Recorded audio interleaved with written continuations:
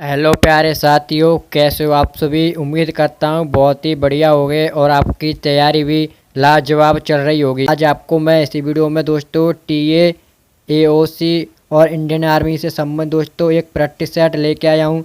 जिन भाई बहनों ने दोस्तों टीए आर्मी का फिजिकल पास कर लिया है उनके लिए ये दोस्तों एक सुनहरा मौका है आपको दोस्तों इंडियन आर्मी में जाने के लिए। तो दोस्तों आपको पता है अभी जो न्यू भर्ती चल रही है वो आपकी दोस्तों एओसी की भर्ती है, जिसमें दोस्तों जीके जीएस और इंग्लिश का काफ़ी रोल है। तो दोस्तों मैं आपके लिए पिछली परीक्षा पर आधारित एक प्रैक्टिस सेट लेके आया हूँ जीके जीएस का। तो दोस्तों आप अपनी इस प्रैक्टिस सेट से तैयारी भी देख सकते हो कैसी चल रही है आपकी तैयारी। और दोस्तों अगर आपने अभी तक कहीं पर नई पढ़ाई की है तो ये वीडियो दोस्तों आपके लिए सिलेक्टेड वीडियो हो सकती है। तो आप इस वीडियो को दोस्तों पूरा एंड तक ज़रूर देखना है। तो चलिए दोस्तों बिना किसी देरी के वीडियो को शुरू करते हैं। दिल्ली सल्तनत का प्रथम सुल्तान कौन था जिसने स्थायी सेना रखी थी। यानी दोस्तों आपको बताना है कि दिल्ली सल्तनत का प्रथम सुल्तान कौन सा था जिसने दोस्तों अपनी स्थायी सेना रखी थी।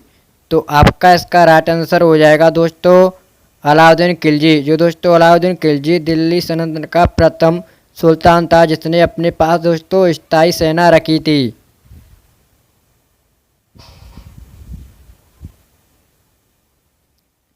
आपका अगला प्रश्न है यादव सम्राटों की राजधानी थी। यानी दोस्तों आपको बताना है कि यादव सम्राटों की राजधानी कहाँ पर थी। तो आपका इसका राइट आंसर हो जाएगा दोस्तों देवगिरी में। आपका अगला प्रश्न है सर्वप्रथम किस अर्थशास्त्री ने विकासशील देशों के लिए रोलिंग प्लान की अवधारणा दी थी। यानी दोस्तों आपको बताना है कि सर्वप्रथम किस अर्थशास्त्री ने विकासशील देशों के लिए रोलिंग प्लान की अवधारणा दी थी। तो आपका इसका राइट आंसर होगा गुन्नर मिर्डल ने।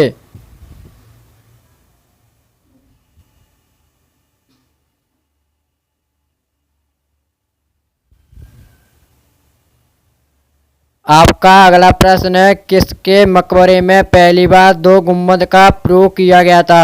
यानी दोस्तों आपको बताना है कि किसके मकबरे में पहली बार दो गुम्बद का प्रयोग किया गया था।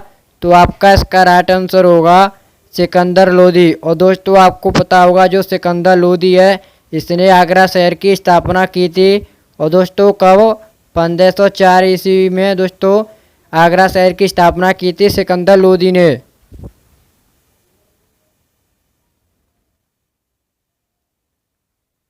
आपका अगला प्रश्न है सबसे कम परमाणु भार वाला तत्व कौन सा है।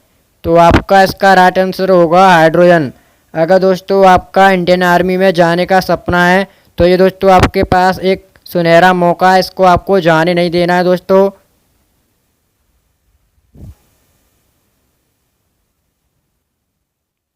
आपका अगला प्रश्न है भारत का नेपोलियन किसे कहा जाता है। यानी दोस्तों आपको बताना है कि भारत का नेपोलियन किसे कहा जाता है। तो आपका इसका राइट आंसर हो जाएगा समुद्रगुप्त को दोस्तों भारत का नेपोलियन कहा जाता है। दोस्तों मुझे कमेंट करके ज़रूर बताएं आपके इस प्रैक्टिस सेट में कितने क्वेश्चन सही हैं। आपका अगला प्रश्न है रघुवंशम के लेखक कौन है। यानी दोस्तों आपको बताना है कि जो रघुवंशम पुस्तक है वो किसके द्वारा लिखी गई है। तो आपका इसका राइट आंसर होगा कालिदास।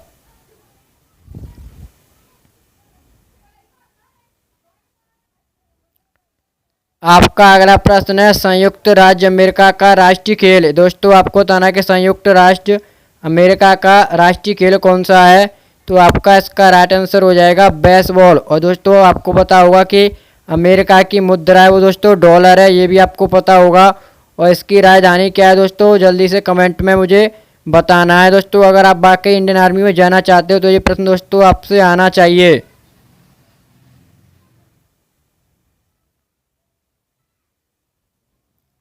आपका अगला प्रश्न है एशिया का सबसे बड़ा जलप्रपात जोंग या गरसोप्पा किस नदी पर स्थित है। तो दोस्तों आपको सबसे पहले ये पता होना चाहिए जो जलप्रपात है जोंग या गरसोप्पा वो कहाँ पर स्थित है।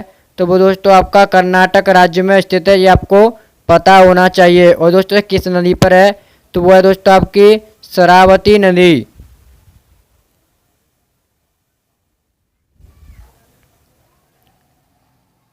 आपका अगला प्रश्न है, भारत में सर्वप्रथम पत्र मुद्रा का चलन किस सन में हुआ था? तो आपका इसका राइट आंसर हो जाएगा 1886 में दोस्तों भारत में सर्वप्रथम पत्र मुद्रा का चलन हुआ था।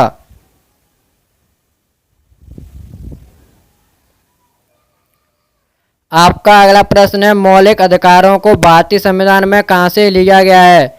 यानी दोस्तों जो आपके मौलिक अधिकार हैं वो किस संविधान से लिए गए हैं? तो आपका इसका राइट आंसर हो जाएगा दोस्तों अमेरिका के संविधान से। और दोस्तों एक प्रश्न और आता है कि जो राज्य के नीति निर्देशक तत्व हैं वो किस देश के संविधान से लिए गए हैं? तो वो दोस्तों आपके लिए गए हैं आयरलैंड से, ये भी आपको पता होना चाहिए। और दोस्तों जो आपके नीति निर्देशक तत्व हैं वो दोस्तों आपके भाग 4 में आते हैं।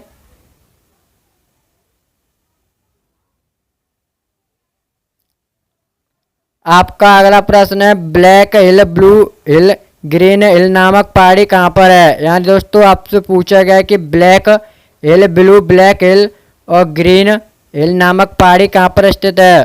तो आपका राइट आंसर होगा दोस्तों संयुक्त राज्य अमेरिका।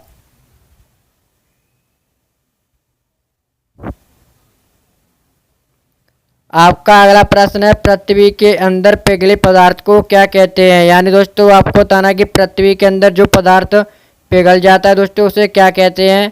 तो आपका राइट आंसर होगा दोस्तों मेग्मा।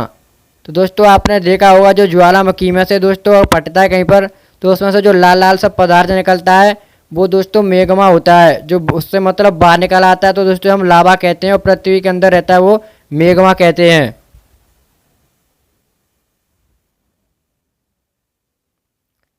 आपका अगला प्रश्न है, प्लानिंग एंड पुअर पुस्तक के लेखक कौन है? यानी दोस्तों आपको बताना कि प्लानिंग एंड पुअर के लेखक है जो पुस्तक है उसके लेखक कौन है? तो आपका राइट आंसर होगा BM मिन्हास।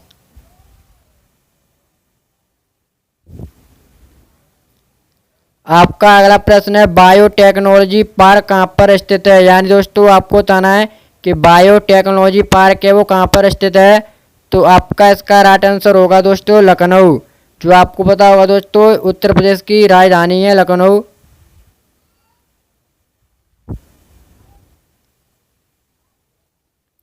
आपका अगला प्रश्न है, भारत के किस नगर को पूर्व का सिराज कहा जाता है? यानी दोस्तों आपको बताना है कि भारत के किस नगर को पूर्व का सिराज कहा जाता है? तो आपका इसका राइट आंसर होगा जौनपुर।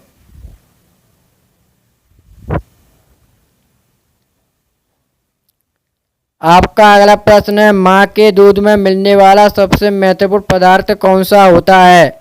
यानी दोस्तों आपको बताना है कि माँ के दूध में मिलने वाला महत्वपूर्ण पदार्थ कौन सा है? तो आपका इसका राइट आंसर होगा एंटीबॉडीज।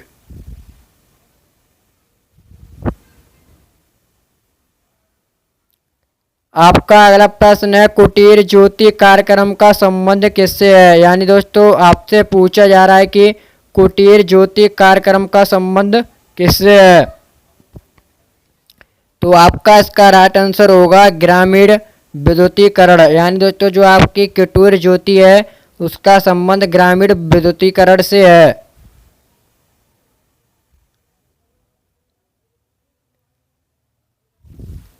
आपका अगला प्रश्न है, चिनार वन्य जीव विहार कहाँ पर स्थित है? तो आपका राइट आंसर हो जाएगा केरल में। जो दोस्तों आपका चिनार वन्य जीव विहार है वो दोस्तों आपका स्थित है केरल में।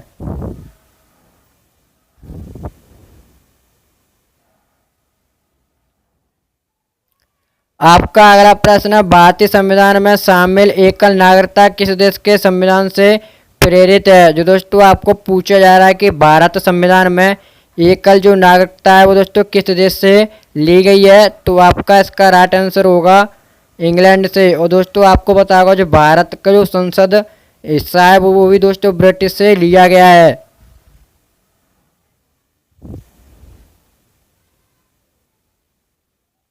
आपका अगला प्रश्न है, गैस वेल्डिंग के लिए कौन सी गैस का मिश्रण प्रयोग किया जाता है? यानी दोस्तों आपको पता होगा आपने एक तो गैस वेल्डिंग देखी होगी, एक होती है दोस्तों विद्युत वाली वेल्डिंग। तो आपसे पूछा जा रहा है कि गैस वेल्डिंग के लिए कौन सी गैस का मिश्रण प्रयोग किया जाता है? तो आपका राइट आंसर होगा दोस्तों ऑक्सीजन और एसिटिलीन।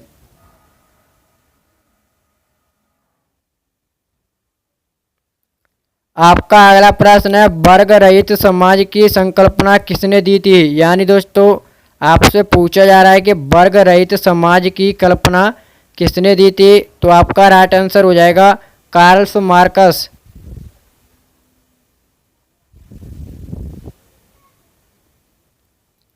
आपका अगला प्रश्न है, पोलो खेल का जन्मदाता किस देश को माना जाता है। आपको दोस्तों बताना है जो पोलो खेल है उसका जन्मदाता किस देश को माना जाता है। तो आपका राइट आंसर होगा दोस्तों भारत को। और जो दोस्तों आपको पता हो कि पोलो खेल में कितने खिलाड़ी होते हैं, तो दोस्तों पोलो में 4 होते हैं और वाटर पोलो में 7 होते हैं।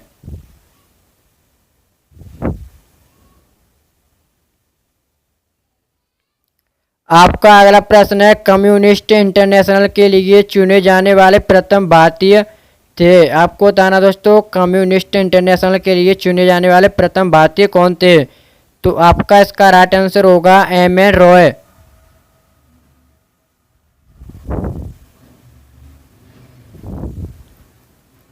आपका अगला प्रश्न है, ईरानी भाषा के ग्रंथ अवशिष्टा की तुलना भारत के किस ग्रंथ से की जाती है। यानी दोस्तों आपको बताना है कि ईरानी भाषा का जो ग्रंथ है अवशिष्टा उसकी तुलना भारत के किस ग्रंथ से की जाती है। तो आपका राइट आंसर होगा ऋग्वेद।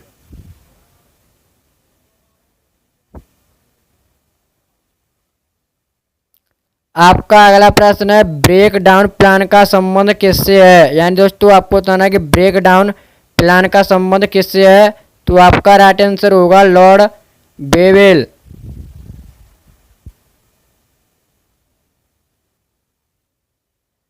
आपका अगला प्रश्न है, बिहार में पहली चीनी मिल स्थापित हुआ। दोस्तों आपको बताना है बिहार में पहली चीनी मिल थी दोस्तों कब स्थापित हुई थी।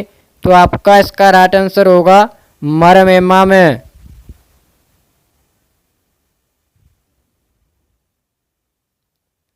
आपका अगला प्रश्न है, सिंधु नदी की लंबाई उतनी है जितनी की ब्रह्मपुत्र नदी की लंबाई है।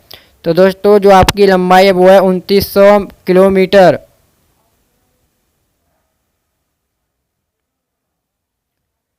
आपका अगला प्रश्न है, कार्ल मार्क्स निम्नलिखित में से किस देश के निवासी थे। यानी दोस्तों जो कार्ल मार्क्स थे वो किस देश के निवासी थे। तो आपका इसका राइट आंसर होगा जर्मनी।